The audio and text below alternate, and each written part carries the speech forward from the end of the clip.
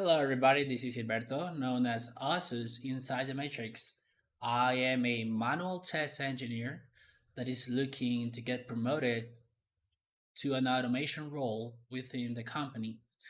So, one of the reasons of why I'm making this video is to actually help me get the confidence and get prepared for the interview that I will be getting in the next couple of weeks.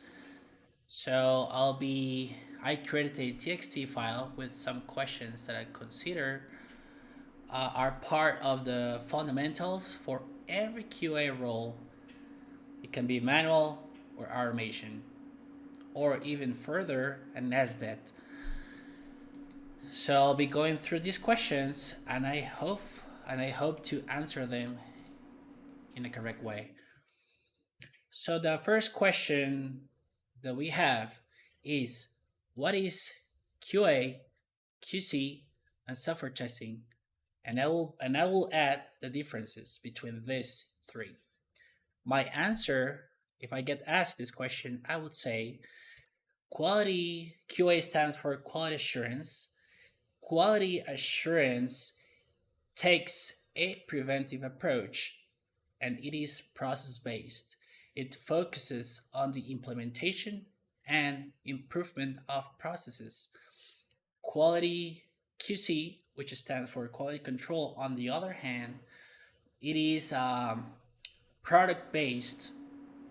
That's a difference. One is process based, QC, it is product based. And it takes a reactive approach. It provides support to the testing activities on the achievement of the proper levels of quality. And the third one, which is software testing, it is a way to assess the quality of the software in order to reduce the risk of failure during operation. That will be my answer for these questions. So if we move forward to the second one, we will have, what is a defect? I will answer, this is the outcome of a human error.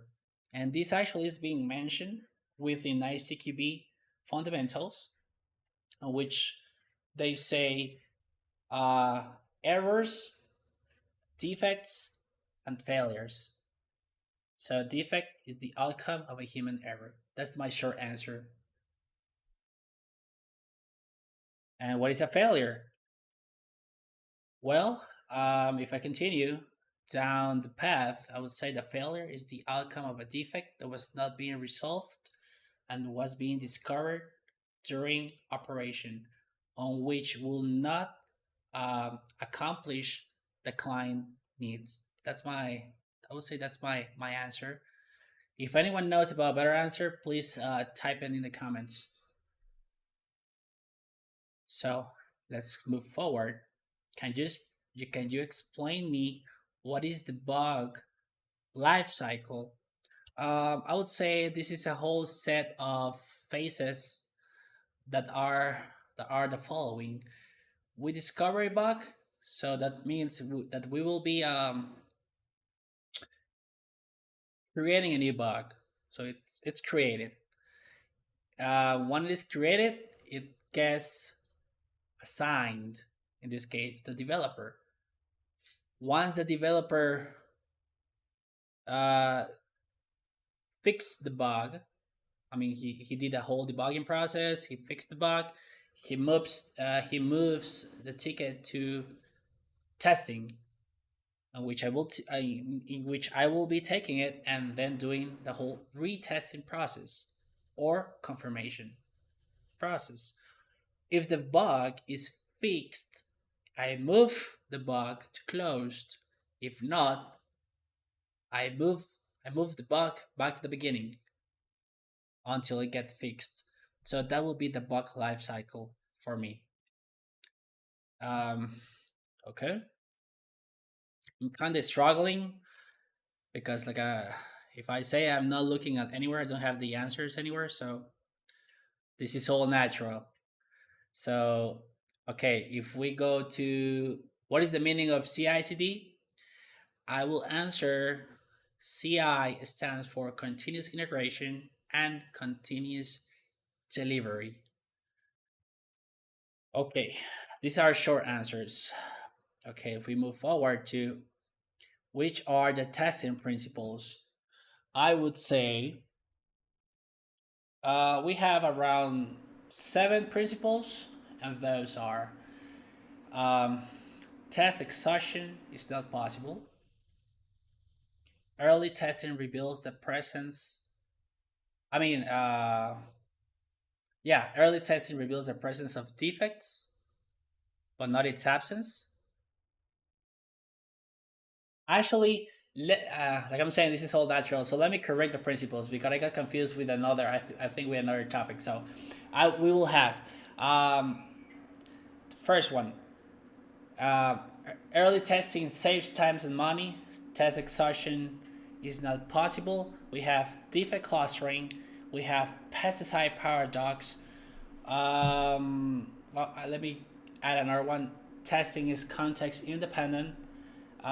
We have another one which would be the absence of error is a fallacy. And I would say I think I'm missing one more principle, which would be okay.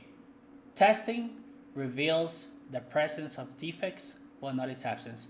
I think we made it through this question. It was kind of hard, but we did it. I think those are the seven principles that we have. Um, okay, let's continue. Which are the testing activities? So again, we have around seven activities, if I'm correct, and those are number one, test planning. Number two, test monitoring and control. Number three, test analysis. Number four, test design.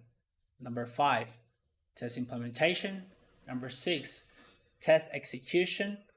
And number seven, test completion. I can actually go ahead and try to explain each one of those activities, at least at least six activities. Test planning. The test planning is where we define which are going to be the test objectives and the approach on how to meet those objectives. We have these definitions are all based on ICQB fundamentals.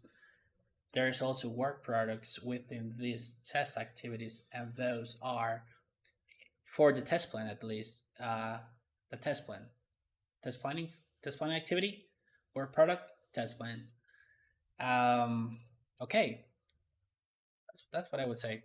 Move next activity, test planning, test monitoring and control. So test monitoring and control is when we make a comparison between the actual progress with the objectives that were defined within our test plan.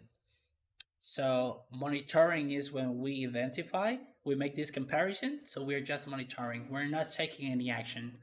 If we found out that we are not meeting those objectives, we make the corresponding adjustments on which that will be taking an action. So it will be considered the control part. Remember, we have monitoring and control. It's like two in one.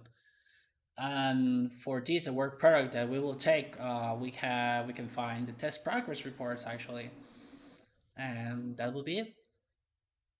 We have the other phase, which is the test analysis.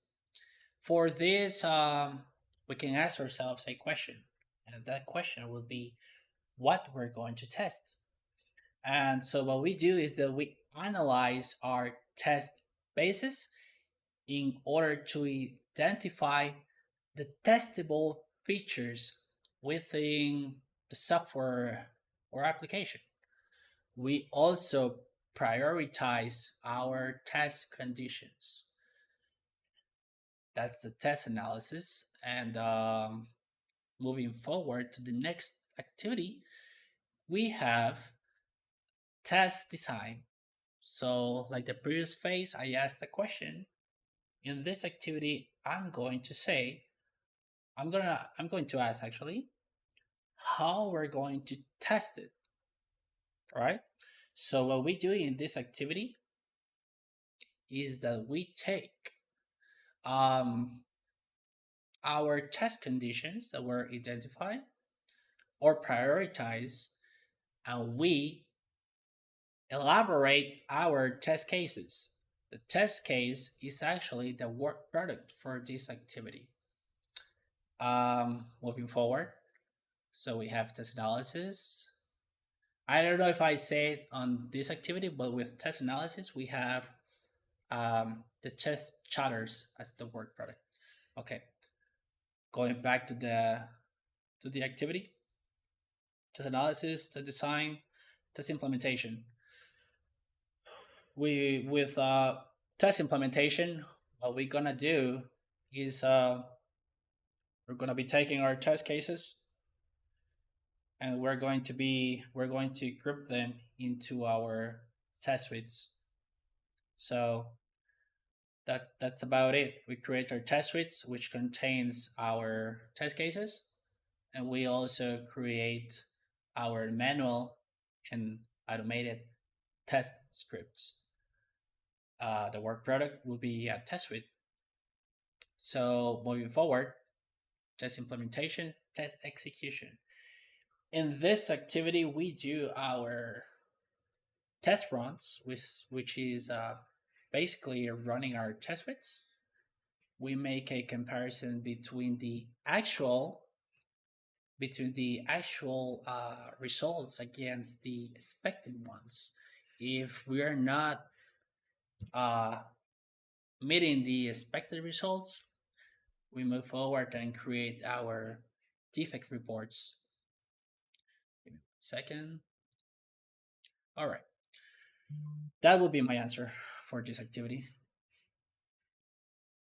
I think we can move forward. I already mentioned uh, all the activities, and I never get asked about the test completions, but I would say when we meet our exit criteria, and as part of our work products, we can have the test progress reports. What else? This was kind of long, very long actually. I don't think in an interview process you're gonna get asked all of the definition for these activities. So going back to the questions, we go with what is a test suite? I will just say in my own words, actually, it works like a container on which you are gonna categorize the test cases.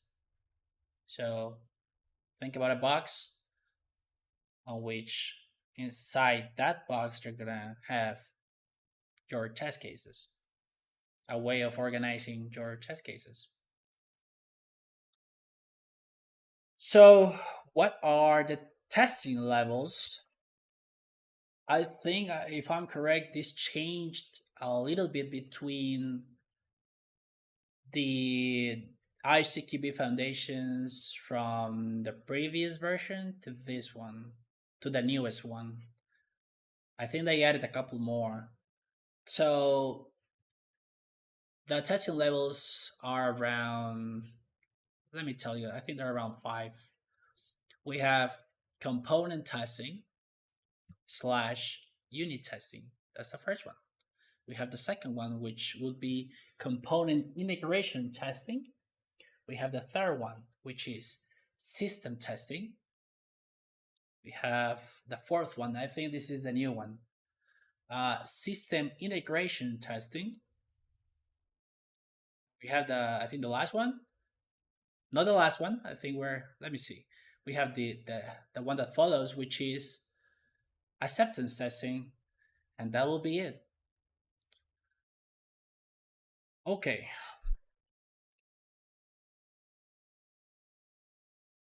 Difference between static and dynamic testing. I remember in a job when I got asked this question and I was not able to answer.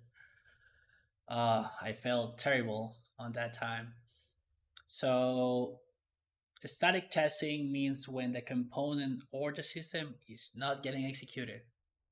And the difference between this and dynamic testing is that the component or system is going to be executed. I'm not gonna get into more details, but we can think about the whole review process. It will be contained within the static testing. Everything that is not related to running the program or executing the program. So inside the static testing, we will be seeing everything related to reviewing the tickets, for example, before it reaches the developer or the QA. All right. So, what is functional testing, non-functional testing, black box testing, white box testing? Okay, I didn't I did not write this question, but usually some companies like to ask about what type of testings do you know? So, a good answer would be, based on my opinion, I know about functional testing, non-functional testing, black box testing, white box testing, and on the documentation for HTTP, they mention about it's down below, but it says confirmation testing and regression testing. All right, so what is functional testing? I like to think about a question when I get asked this question, and that would be that's functional testing is when we uh, is what is the system fulfilling the user requirements. Is the system doing what it's supposed to do? So we're going to be doing a testing based on the user requirements. Um, Unlike, if we move forward to the next question, non-functional testing, which we will be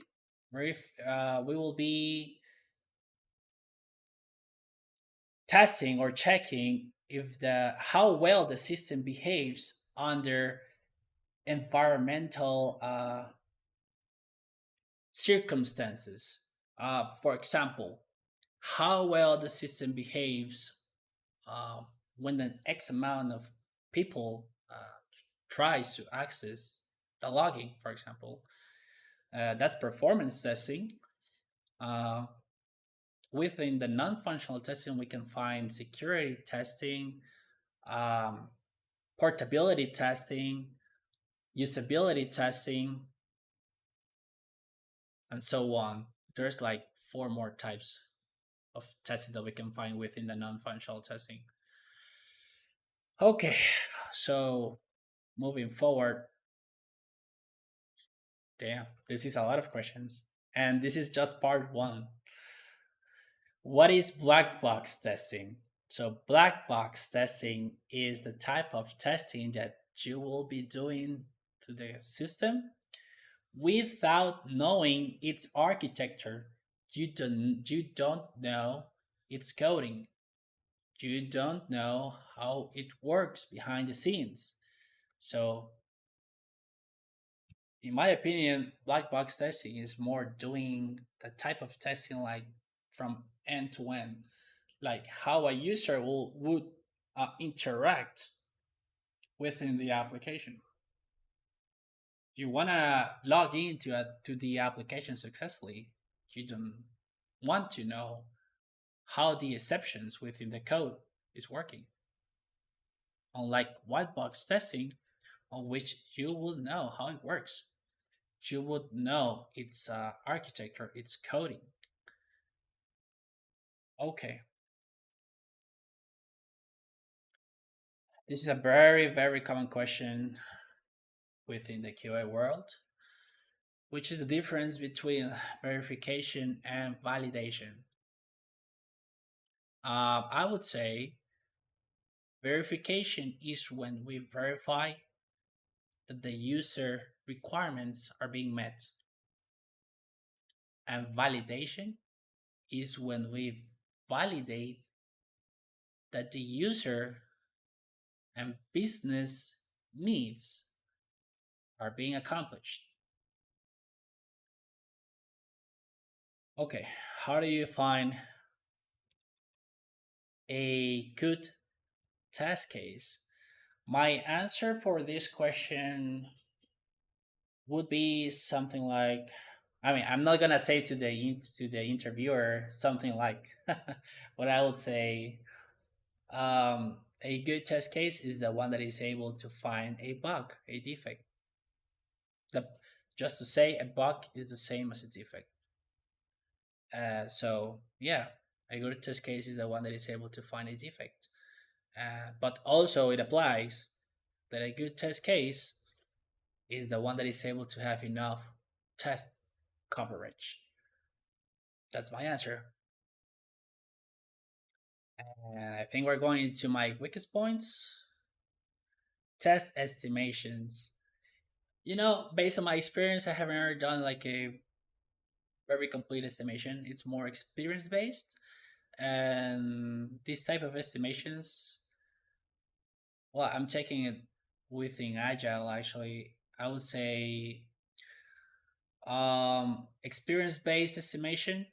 I have done experience based estimation based on poker planning, which is points based. I know there's plenty of more types of estimations. That's the one that I know. I hope that likes the interviewer.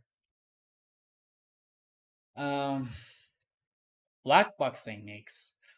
Okay, so there's like five, but the ones that I remember are, we have equivalence partitioning, boundary value analysis. Uh, we have another one which is use case technique. We have another one which is table decisioning. Okay, so moving forward, white box testing techniques. With white box testing techniques, if I recall, ICQB Foundations mentions about two, and those are branch testing and another one which is a statement testing, which is based in the code, evaluating the conditions. For example, if we think about code, what happens if I add a negative value? What happens if I add a positive value? What happens if I don't add a value and I add a string, for example, or a special character, who knows? Or a null. Confirmation testing. What is confirmation testing? Confirmation testing is also known as retesting, and it means when you're going to be retesting or testing again a test case that previously failed. Okay. What is Scrum? In short words, I would say it's a whole set of activities within an agile method. Actually, it is an agile methodology that consists of, of a set of activities such as dailies and sprints. That's what I would say. I did not write this, but we have Scrum, we have Kanban. Kanban do not use sprints, and there's another one which is Scrumban. But I think one of the most popular ones are Scrum. Or is Scrum? Okay, so activities within Scrum. I'm getting tired now. So activities within a Scrum that we can find are the following. We have our daily stand-up, so it's no longer in the theory, right? No longer than 15 minutes, on which we will be discussing what we did yesterday, what we're going to be doing on the current day, and if we have any blockers. We have our sprint retrospectives, on which we actually discuss about what went well, what needs to improve, recognitions. And we have sprints from that are short periods of time for a specific work from it can be from 2 to 5 weeks. And we have also our grooming sessions. Those are activities within a Scrum. What else? What is an API? An API stands for Application Programming Interface, and I would say it's basically code, but I will give it in a more formal way. It's a service in which allows us to communicate within our system or an external system. And that's it. It's a code, it's a service, allows us to connect components or to communicate with different components from it can be internal or external system. Yeah, I think that's my answer. Um, RESTful API. It is a well, like my previous question, but it is based under a client and server architecture. So by this, we are using HTTP communication.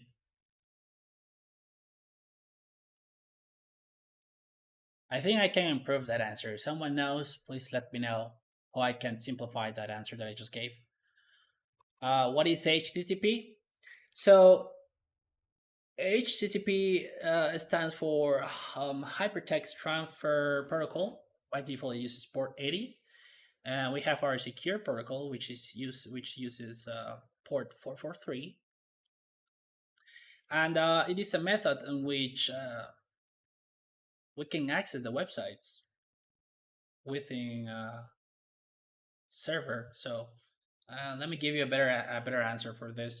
So it is a method on which the websites within a server can be accessed by our browsers. Like I mentioned previously, it is a client server.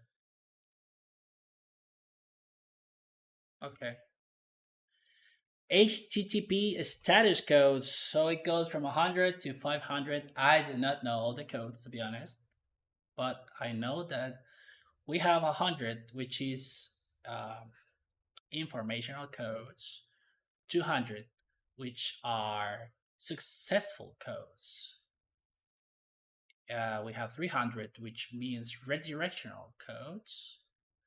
400, which is um, client errors. That's us doing something. And 500 means that the server is having some sort of a problem. Timeouts, the server is down, for example.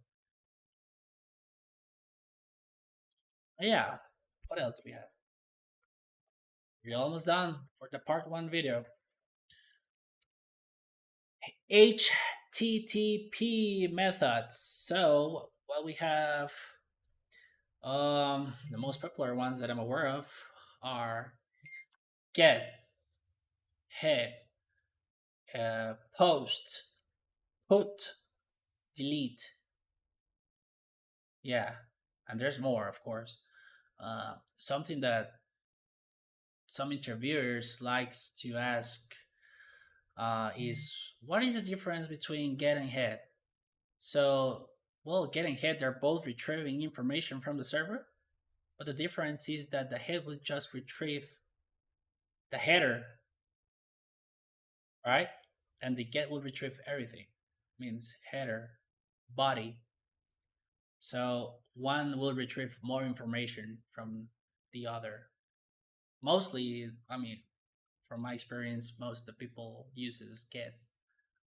I have not encountered any situation in which I use just head. It applies the same with post and put. They're both sending information to the server. So if we're talking about connecting to or communicating with a database, The post will create new objects. Every time I send a post, it will create a new object within our database. Unlike put, that it is more of an update method, it will overwrite the last object within our database and delete. It will delete the object. That's the one that I know. Let me put these questions first because they are shorter. What is an IP? So an IP stands, and I got an interviewer asked me this question on a previous job that I was applying. Uh, he told me what is an IP, and I told him it stands for Internet Protocol, and it means the logical address. This is like going into networking, but it is the logical address of a device. In networking, we have, and I think this is fundamentals. We have MAC address and IP. One is logical because it changes every time and change every time, and we have the MAC address, right? The MAC address is like your ID; it will not change. So how do you test connectivity with a server? I will open a terminal and do a ping. Write down the command ping and specify the IP address to know if I have connectivity to the server. Simple as that. And the last question for this, oh, we have, okay, yeah, the last question for this part one video is, and this is going more to the automation part, is automation software lifecycle. Are you aware of the automation software lifecycle? Do you know which are the phases?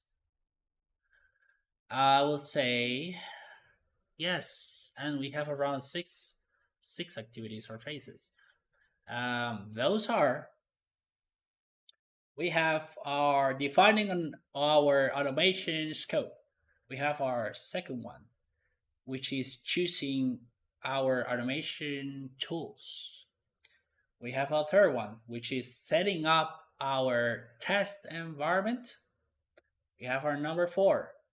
We have um, creating and executing our um, automated test scripts.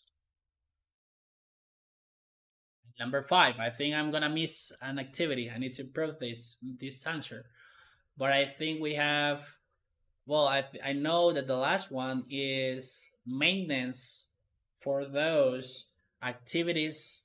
I mean, for those scripts or those test cases that I automated. So yeah, those are. If I'm missing an activity, please let me know down below in the comments.